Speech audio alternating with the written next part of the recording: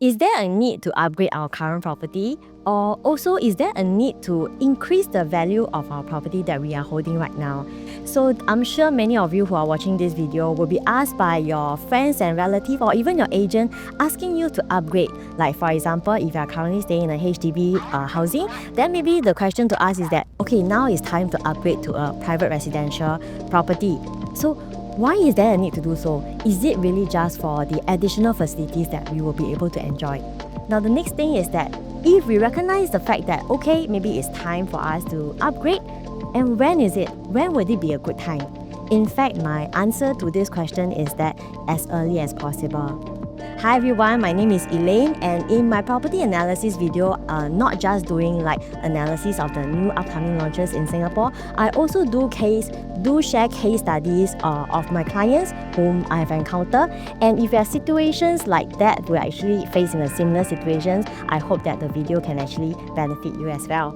So today, like I mentioned earlier, the topic or the content that I would like to discuss and share is that why is it a need for us to upgrade our current property? This question, like I mentioned earlier, of course will be faced by many of us. In fact, myself, we will also be asking our same question. And one of the common objection or one of the common concern is that maybe I would like to save up a little bit more because I may not have enough for the down payment. I'm actually very comfortable in my current situation. I don't need the additional facilities in a private residential area. So just wait and just wait a while more and then to see whether when would I be actually more comfortable to do that. So in fact, our wait and see situation will often have a ripple effect, and this is what we always will be. I think you also have been you also come across this word, price out, being priced out in the current real estate property market. So what does this actually mean to us? Okay, so let us take a look at the medium household income annual growth. So first thing first, we need to understand the medium household income annual growth. This information, right, is actually retrieved by the relevant data center. Okay, if you look at this, right, in the past 10 years, 2015 all the way to current 2024, 2025, the average annual growth of medium income is actually at about 3.1%. Now, the next thing is that we have to look at two things. First, which is the annual income growth. The second thing is the price of the property. So if you are actually monitoring the real estate property prices, right, I'm sure you also have realized that over the past years, the property price actually appreciated a lot more. So we look at this case study example, the price of a 3-bedroom Treasure at Tampines. Treasure at Tampines is actually a private residential in the east from 2020 to 2025. Now, if you look at this chart, right, in the year of 2020, for a 3-bedroom, the quantum price is about 1.38, close to 1.4 million. Okay, so close to 1.4 million. But when it comes to 2025, which is actually currently, how much has this property appreciated and has been transacted in the market? For the same unit size, right, the price transacted is already close to 1.9 million. So within a short span of 5 years, there is actually a 500,000 in terms of the property price. So in order to understand this better, just now as I mentioned about the annual income growth, right, the next thing is to look at the property price. To understand this better, you look at this table. Today, this case study, right, the client of mine is actually age 35 and with an income of $10,000 per month. So if at age 35, $10,000 income per month, when it's back in 2020, this client can actually purchase a 1.3 million 3-bedroom property in Treasure at Tampines. That is in year of 2020. But today, with an annual growth of income of 3.1%, as what we have mentioned just now, right, the current income will be about close to 12,000. But not forgetting, our age has actually increased to 40 years old, and the current property price is at 1.9 million. So now let's take a look at in terms of the calculation. If I were to wait 5 years later, my age has actually increased by 5 years, which means to say my loan tenure has reduced. Am I still able to afford this current property? So the next thing is, what is the real challenge? So just as I mentioned, 3% increase in your wage Alright, the price of the property from 1.3 million up to 1.9 million in today's market for a same 3-bedroom size. But the most challenge faced by a lot of us is actually the loan tenure, which is actually greatly reduced by 5 years. So if I look at this calculation, over here, in 2020, okay, if let's say current age is 35 years old, alright, with an annual income of $10,000 over here, and the maximum purchase price is actually at 1.55 mil thereabout. Alright, but if I were to fast forward 5 years later, which is actually at age 40 over here, and based on the 3.1% annual growth in terms of my income, my monthly salary is about close to 12,000. But with that, bear in mind, because of the loan tenure having a reduction of 5 years, my maximum purchase price is only at 1.6 million. Given the income and also the loan tenure, calculating the maximum loan of 75%, the maximum purchase price that I can afford is actually just at 1.6 million. So even though I will choose to say that, okay, today I'm not so comfortable in terms of my upgrading, I want to save a little bit more for my down payment, or maybe I'm not in a rush, I'm in a very comfortable house and also the area that I'm comfortable with, I do not want to take any action now, or actually I have no need for that. But because of the loan tenure, because of our age, this is actually a real example of how the loan tenure affects our affordability. So this is actually one of the calculations. So income growth versus property price. So now we have seen the case study, right? Now if you look at this, in terms of the property price, over here, I'm looking at a 40-year-old case study, alright, $10,000 per month, like just now, it's actually a similar case study, and the household income at 3% per annum. And my property price, right, in terms of the appreciation, in terms of the increase in price, I'm actually putting a 2% per annum. And with this, right, this is actually the actual graph that we can see in terms of the property price. Today, I may be looking at something at $2.5 million, but with the 2% increment in price per annum, in about 10 years later, this is actually 40 years, all the way to 50 years old. 10 years later, this 2.5 million, if I want to buy back the same kind of property, I will need to pay $3 million. Okay, again, it's about this 500,000 gap that we're talking about. But because of the loan tenure that comes in, like I mentioned just now, my loan, in fact, as of today, I can actually get a $1 million loan. But if I were to wait till 10 years later, even though my income has increased, but because my loan tenure gets shortened a lot more, the loan amount that my eligibility, right, my affordability is actually similar or even slightly lesser. So this is actually a true illustration of how our loan tenure, because of the property price increasing and the loan tenure reducing, and this is actually the real illustration of what it can actually happen to us. This is actually another case, another example of how the prices have shifted. So again, this is a real life example of one of my clients. This client of mine was actually looking at the west side, which is actually Dairy Farm Residences. In the year of 2020, they were looking at a 4-bedroom. This is actually a new launch at that point of time. So for a 4-bedroom, right, it's actually averaging about $2 million for a 4-bedroom new home at the point of time in year of 2020. So at the point of time, we may think that, maybe 4-bedroom at $2 million, it may be a little bit too pricey. We're not so sure. Maybe because we haven't done enough research, there's not enough information for the client at the point of time. So that client actually didn't proceed with this 4-bedroom at $2 million.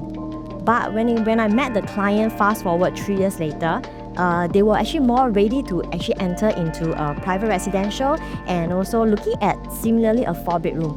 But then, just in 3 years' time, in the year of 2023, another new development just beside it, which is Botany at Dairy Farm, for a 4-bedroom, right now the price that is actually sold or transacted, or if actually sold by the developer, is actually at $2.5 to $2.6 million. So this increment within a short span of 3 years of time for a 4-bedroom, in fact, you will see the 4-bedroom at Dairy Farm, the size is at 1,335. But when it comes to the Botany at Dairy Farm, the size is actually very similar but slightly smaller. So you are actually paying a higher price for a slightly smaller unit, and it's just a 3-year difference. Alright, so this is real transactions of what has been transacted in Dairy Farm and also at Botany at Dairy Farm development side by side. So we can see how much the price has moved. So 3 years later, when with the same kind of budget at 2 million, you no longer be able to get a 4-bedder. And what happened? For a 2 million, right, we can only get a 3-bedroom at the size of 1033 square feet and transacting sold by developer at 2 million. So this is how much the price have shifted in terms of the property prices. But just now, as I mentioned, bear in mind, not just that. It's because of the age and it's because of the loan tenure. It makes it even more challenging for the client to be able to actually, even they were to increase their budget, right, in terms of the loan that they're getting, actually greatly affects because of the loan tenure. Again, addressing this issue is that for the same kind of budget that we are looking at, if we were to delay a little bit later, what happens is that for the same price that we are getting, the size of the property reduces. As what was illustrated in my previous example in Dairy Farm, with the same kind of budget that we're looking at, in fact, the size of the property that we can get gets smaller. So this is actually a very common question asked by a lot of clients. Can I actually turn back time? Because it's only at the point of time that they realize that if I were to do something 2 to 3 years earlier, I could have bought something even bigger, or maybe even at a lower quantum, or maybe my loan is actually higher. Alright, so if we can turn back time, we need to understand how the resale prices for HDB also. Now, the HDB resale prices for quarter this year, Q2, grow by 0.9%. And in fact, there was actually a slowdown from Q1 2025. If I were to take the average resale growth of 4-room flats in non-matured town over the last 3 years, we can see that averagely for 4-room flat, the average price increment is about 110,000 to 140,000 thereabout. If it's a 5-room flat, then averagely is about 150,000. But we have seen just now for a private residential, the gap within the 3 to 5 years can be as much as high as 500,000, 4 to 500,000. So for example, this is like if you are a HDB owner who had decided to make the move earlier, alright, your average profit, if you were to keep your HDB housing, the average profit that you can make for the last 5 years is about 112,000. But if let's say the owner has decided to sell off the current property, sell off the HDB, and to get something in Treasure at Tampines, as per my example just now, in the year of 2020 to 2021, the purchase price, if you look at here, right, is actually at 1.337, as just now as I mentioned, 1.3-ish for a 3-bedroom unit. And fast forward to today, in the year of 2025, the transacted price or the selling price is at 1.9 million. So that means to say, this owner, instead of holding on the current HDB and would just to let it appreciate for the 100 over 1,000, and they were to change it to the Treasure at Tampines, this owner would have profited 560 over 1,000. So easily the difference can be that 400,000 in terms of the price, in terms of the appreciation difference. So having said so much about the importance of upgrading, or whether is there really a need to upgrade, so the more important understanding is that why is there a need to do so? We need to understand, is it really just for the profit or for the value of the property? Now, which asset do you actually prefer to own if you are age of 65? Let me give you a question. Let's say, for example, at the age of 75, you own a 1.5 million property. And last time when you purchased this property is probably just 700,000.